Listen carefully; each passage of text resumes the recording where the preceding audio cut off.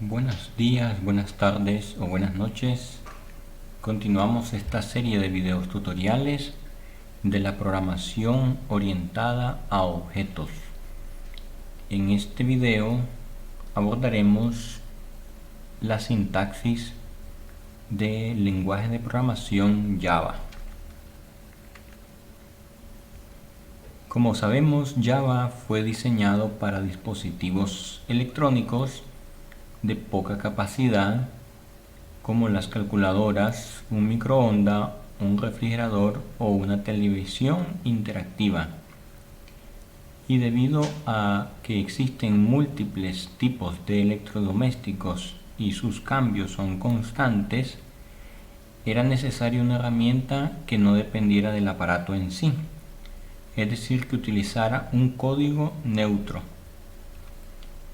De ahí surgió la idea de usar una máquina virtual para hacer portable el código e irlo convirtiendo al uso particular de cada electrodoméstico. Java no fue inicialmente acogido por empresas, sino que en 1995 inicia como lenguaje de programación e incorpora su intérprete en su versión 2.0 del navegador Netscape, con un lenguaje dirigido al Internet. Java prometía escribir una vez y ejecutar en cualquier lugar, es decir, se cumplía proporcionar un lenguaje independiente de la plataforma y un entorno de ejecución conocido como máquina virtual de Java que fuera ligero y gratuito para las plataformas más populares. Es decir, había códigos binarios llamados bytecode de las aplicaciones Java que se ejecutaban en todas las plataformas. Actualmente se ha promovido como un código derivado de C y C++, que ha tenido mucho éxito en diversas tecnologías de información por la operación cliente-servidor en plataformas de escritorio, webs y móviles. Java tiene muchos logros porque su sintaxis es similar a C y a C++.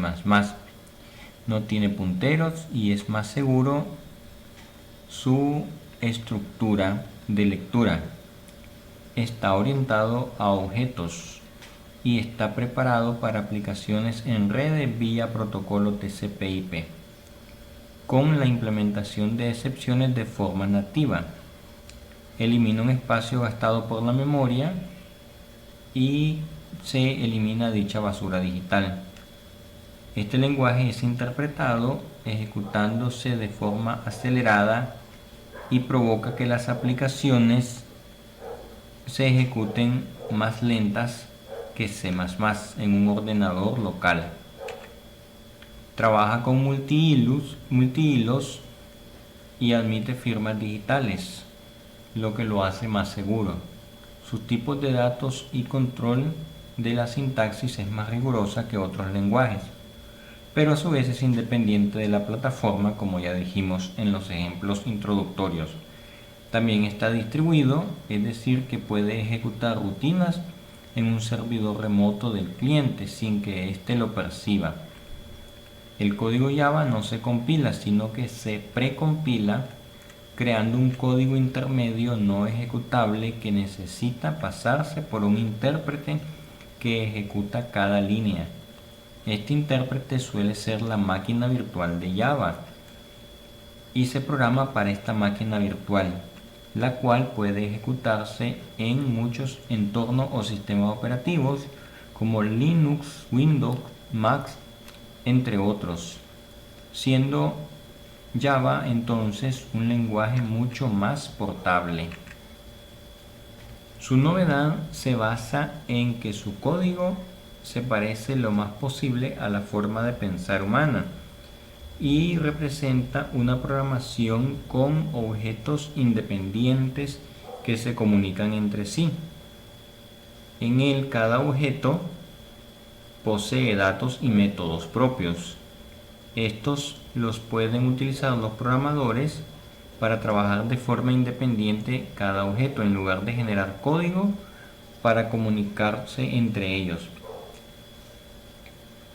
Esto es importante para facilitar encontrar fallos, reutilizar código y documentar fácilmente. Se ha demostrado que C no era apropiado para muchos tipos de aplicaciones por su problema de organizar código y muchas miles y miles de líneas de código. Java no se compila, como dijimos, de tal manera que crea un código intermedio y hace falta pasarlo a la máquina virtual. Esta idea permite la portabilidad y aunque Java no tiene programas ejecutables, es necesario que sean interpretados por dicha máquina virtual y no es necesario incluir todo en el código, ya que la máquina virtual posee librerías propias para cada sistema. Entonces el código fuente se tiene que precompilar a un código que no es un ejecutable y esto se llama bytecode o J-code. Esto genera normalmente unos archivos con la extensión .class, lo que ejecuta la máquina virtual interpretando las instrucciones y luego generando el código ejecutable según la plataforma. Java entonces es muy pequeño y se distribuye gratuitamente para muchos sistemas operativos. La unidad funcional entonces para el código de Java, igual que en otros lenguajes, es la clase, que se distribuye en formato bytecode para Java y se puede encargar de forma dinámica al ejecutar la máquina virtual. A esto se le llama JIT, lo que significa que se ejecuta justamente en tiempo real. Esta máquina interpreta el código y puede delimitar operaciones peligrosas, lo cual lo hace más seguro y fácilmente controlable. Elimina instrucciones que dependen de la máquina y los punteros que daban errores e inseguridades en los lenguajes como C y C++. Tampoco permite acceder a memoria directamente. Todo esto involucra seguridad, lo cual implica iniciarlo desde el bytecode que verifica las líneas de código, comprobando el comportamiento correcto de este código y que sigue las reglas de seguridad. Los compiladores Java no pueden generar código que salten estas reglas y no se puede crear ataques o intentos que violen dichas reglas. También el verificador de la clase proporciona lo necesario, asegurándose que estas clases se cargan realmente del sistema original de Java y no de otras reemplazadas por códigos propios. Finalmente, el administrador de la seguridad es confiable por los niveles de seguridad en el sistema para todos los programas hechos en Java. También es seguro por la confianza, ya que el código Java procede de un sitio de confianza y no de fuentes no identificadas. Además, Java permite añadir lo que son firmas digitales de código para verificar la autoría. Podemos observar en el esquema cómo es que se programa y se genera código en Java. A través de un editor, puede ser de texto plano o un entorno de desarrollo ya integrado, se trabaja el código fuente creando archivos .java. Luego, el compilador, que es la máquina virtual, utiliza este código y lo compila en los archivos .class, que son los bytecodes.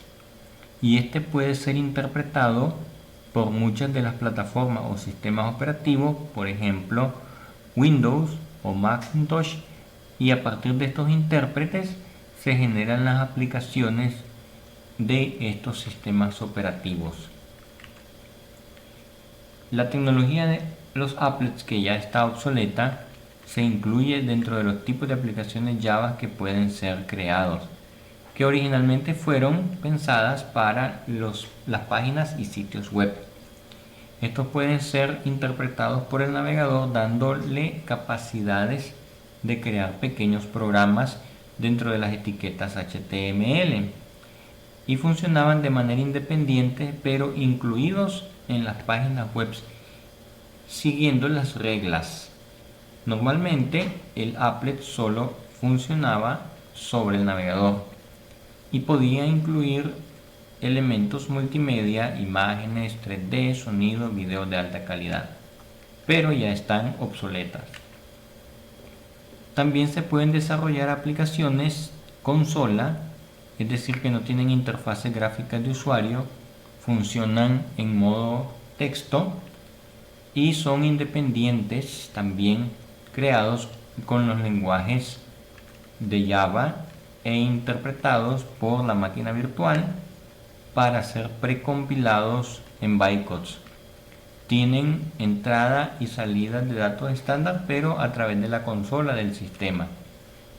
Además, ya se le puede aplicar elementos de interfaces gráficas que corresponden a ventanas, menú, elementos interactivos como radio button, checkbox, cuadros de textos y demás, utilizando las capacidades gráficas del lenguaje Java. También se pueden crear servlets, que son aplicaciones en el servidor web y que resultan ejecutadas en la página web, pero a diferencia de los applets obsoletos, no van en el cliente, sino que el servidor, a través del software que traduce Java, lo puede ejecutar. También existen los conocidos Java Beans, que son pequeños componentes reutilizables por otras aplicaciones. Y además se puede trabajar para dispositivos móviles con librerías construidas para estos dispositivos. A esto se le llama midless. La máquina virtual utiliza un entorno de desarrollo o ambiente de rutinas de Java, que es el entorno para los programas Java puedan correr, ejecutarse a través de los IDEs, y entonces se puede utilizar un paquete de software que pueda traducir un programa en Java a los paquetes bytecode de las extensiones .class. Para esto entonces necesitamos escribir el código, precompilarlo y luego interpretarlo con la máquina virtual.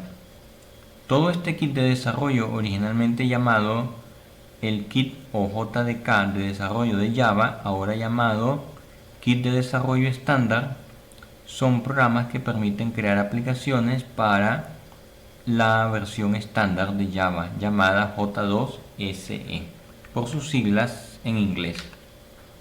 Entonces, este kit de desarrollo estándar está formado por líneas de comando que permiten generar y ejecutar código precompilado de Java, como decíamos. Hay todo tipo de programas y estos elementos están en el kit: generadores de documentación, tratamientos de errores, compresores, etc. También debemos considerar que existen ediciones para Java. La versión estándar de desarrollo, porque está relacionado con aplicaciones Java; la versión empresarial, que está más orientada a los servidores; y la versión de los Micro Edition, que está orientada a los dispositivos móviles. Algunos entornos para crear nuestro código en Java son los que se muestran en pantalla.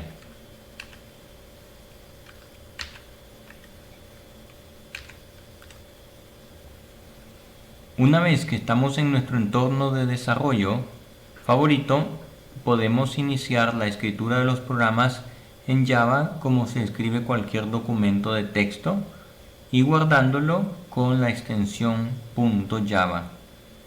Ya que esto es un lenguaje para Internet, la codificación debe estar en un idioma permitible, comprensible y compatible con Java, es decir, por ejemplo, la codificación Unicode. Esta en la práctica significa que los programadores usan lenguajes distintos al inglés. Estos que no usen el lenguaje distinto al inglés, pues te pueden tener en su idioma nativo caracteres como las letras acentuadas, las vocales del castellano, ñ o diéresis, que a veces puede llevar a errores de la sintaxis. Algunos detalles para Java son que, igual que en C, diferencia mayúsculas de minúsculas. Cada línea debe terminar con un punto y coma. Los comentarios pueden ser de línea o de párrafo con el mismo símbolo de la doble diagonal para comentario de línea y la pleca asterisco y asterisco pleca para encerrar un comentario de párrafo. A veces los bloques de código iniciarán con llaves, al igual que C++, y también terminarán con la llave de cierre, lo cual sirve para agrupar varias líneas de código. Un ejemplo, tenemos nuestra primera clase en Java llamada MyFirstJavaApps, que es una clase pública, donde podemos ver entonces los accesos y la visibilidad. E igual que C y C++, se puede hacer uso del método main, que es el método principal. Este evocará todos los pasos del código. En este caso, un método main estático y de tipo público, mandando a mostrar en pantalla con systemoutprintln el mensaje del hola mundo. Este programa se debe llamar igual que el nombre de la clase pública con la extensión .java, ya que esa es la clase pública. El resto estará definido en el main, en el método main, que es el que ejecutará por defecto al lanzarse la aplicación. También podemos hacer uso de la palabra reservada import, la cual es una instrucción para importar clases de objetos contenidas en paquetes estándares.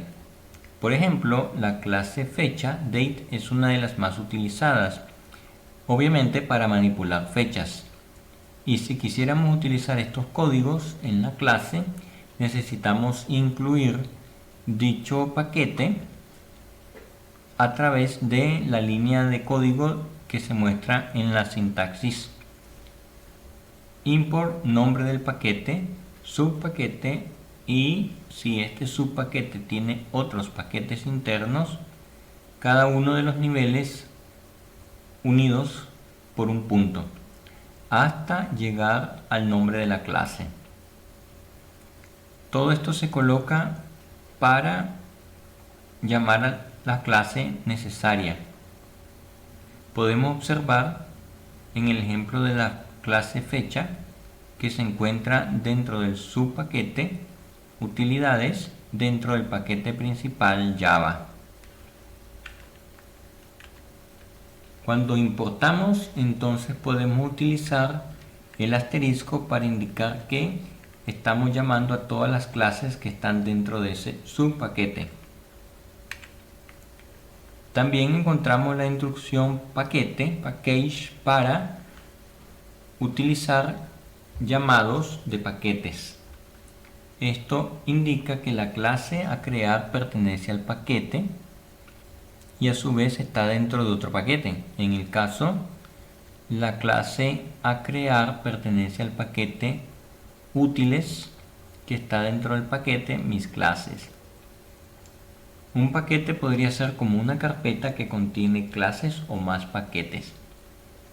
En este caso, esta carpeta o paquete tendrá cualquier ruta dentro del ordenador y se ejecuta con el programa Java, pero necesitamos incluir dicha ruta en la variable del sistema CladPath.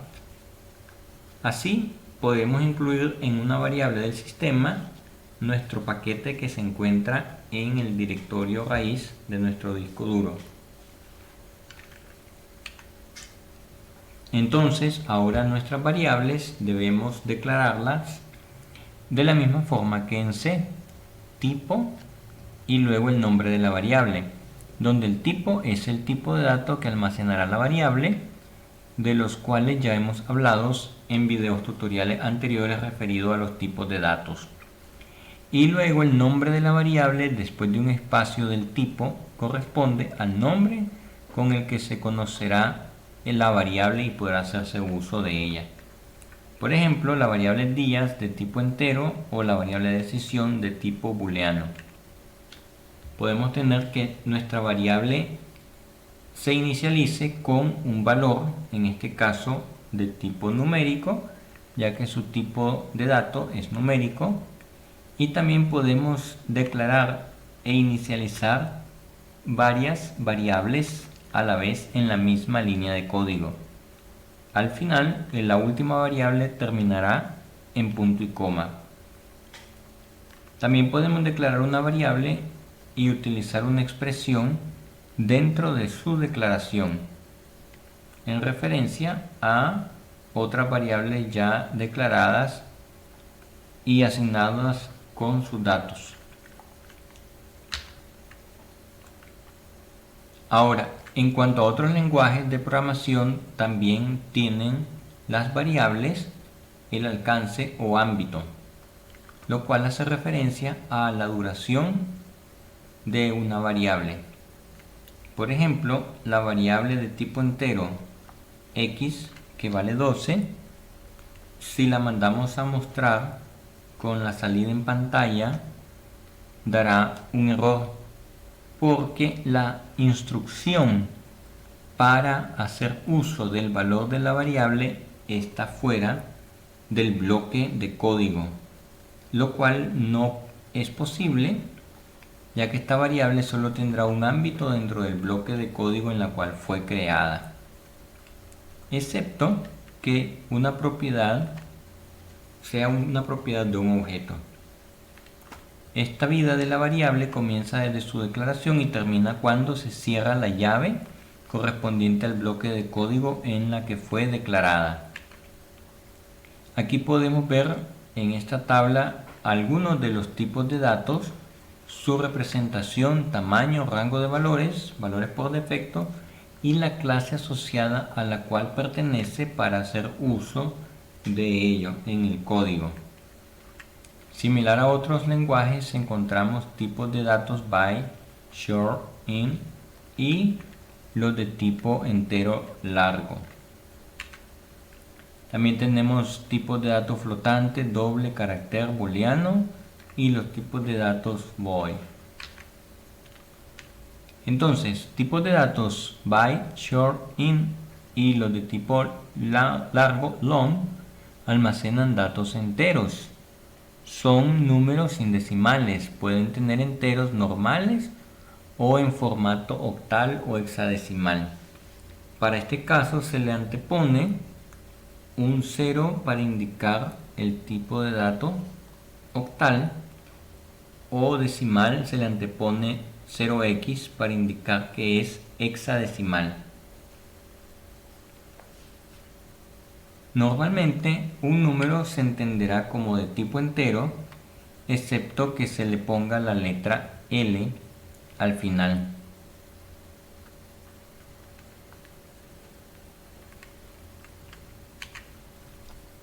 Al revés no se puede hacer, porque no podemos ir de un tipo de dato mayor a uno menor. Eso dará un error de compilación.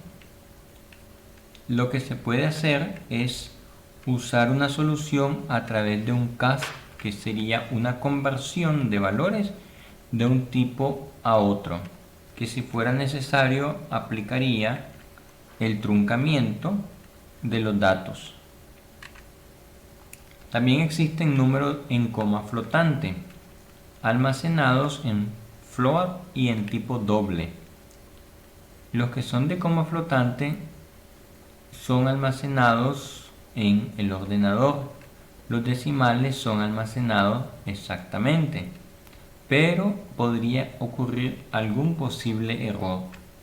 En el caso de los decimales se habla de precisión por ello, y es mucho más preciso un tipo de datos doble que un flotante.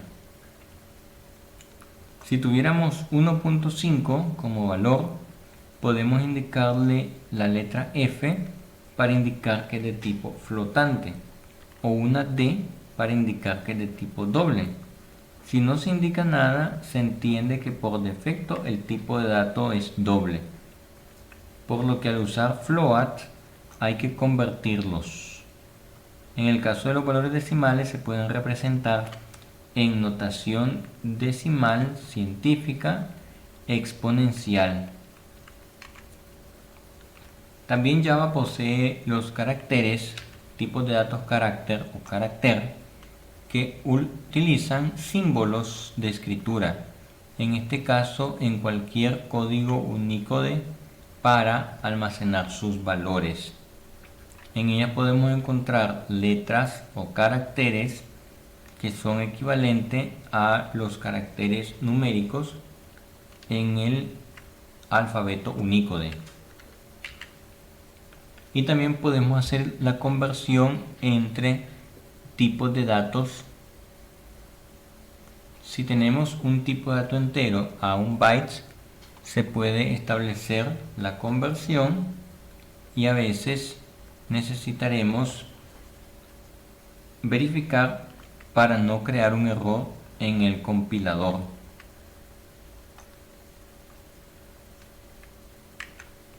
Por ejemplo, los tipos de datos que necesitan convertirse o aplicarse casting, necesitamos indicarlo de la siguiente manera. Una variable a de tipo entero se puede convertir a una variable b de tipo bytes anteponiéndole el tipo de datos entre paréntesis. No dará error y podrá funcionar bien.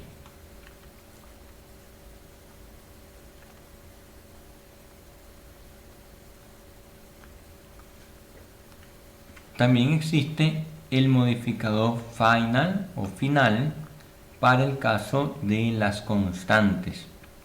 Igual que C++, se declaran constantes y entonces podemos disponer del modificador antepuesto al tipo de datos de la variable para hacer que dicha variable no pueda modificar su valor, similar al uso de constantes.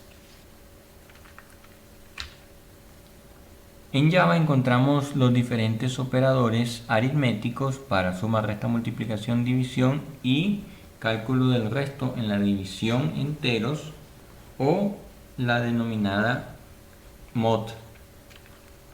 Estos operadores varían según el tipo de datos, por ejemplo, en el caso de un coma flotante. Podemos ver en pantalla un ejemplo donde se aplica la división y podemos ver que a la hora de convertir o asignar a variables de tipo entero dará diferentes resultados por el proceso de la asignación de los decimales a la variable. Un ejemplo de una clase llamada aritmética de tipo pública, la cual posee las variables i, j, suma, resta, multiplicación y división y módulo, muestra en pantalla la salida de cada una de las operaciones antes calculadas y asignadas a las variables del mismo nombre. Entonces, en una clase sencilla donde solo tenemos un método, se puede utilizar el método main por defecto para ejecutar toda la secuencia de pasos. Sin embargo, podemos hacer uso de la programación orientada a objetos en las clases definiendo comportamientos y propiedades de los objetos, pensando en una clase como un molde para extraer objetos de ella. Es decir, antes de utilizar un objeto deberemos definir una clase a la que pertenecerá ese objeto, incluyendo propiedades, método, inicialización y otras clases de ser necesario. Para el caso de las propiedades podemos indicar datos miembros de la clase con su accesibilidad desde el punto de vista de otra clase o desde el punto de vista de su propio código en la clase. Es decir, podrán ser de tipo público, privado, protegido, entre otros. También necesitamos de sus métodos las funciones que son miembros de la clase y sus acciones u operaciones que puedan realizar estos. En la inicialización hay que crear la clase con operaciones previas, es decir, lo que se conoce como el constructor de la clase. Todas estas operaciones previas tendrán que ir en el método constructor y puede hacerse uso de otras clases llamadas clases internas. Entonces, el formato general para crear una clase en Java es definir su acceso seguido de la palabra reservada class y el nombre de la clase. Este es el nombre de cómo deberemos llamar el archivo .java. Luego, cada uno de los tipos de datos asignados a los atributos o variables que se podrán utilizar internamente dentro de la clase con su visibilidad de acceso. Luego, a continuación de cada una de estas variables o atributos, se pueden ir definiendo cada uno de los métodos con sus argumentos de entrada para poder acceder a variables y comunicar entre otras clases. Cada método dentro de las llaves podrá tener su propio código programado. Entonces, esta es la plantilla que me da el formato general para crear una clase en Java. Observamos que la palabra clave estática, la cual es opcional, hace que el método precedente se utilice de forma genérica. En este caso son propiedades de clase y métodos de clase respectivamente. Muchas gracias y continuaremos en los próximos videos tutoriales avanzando un poco más en la programación orientada a objetos con el lenguaje Java.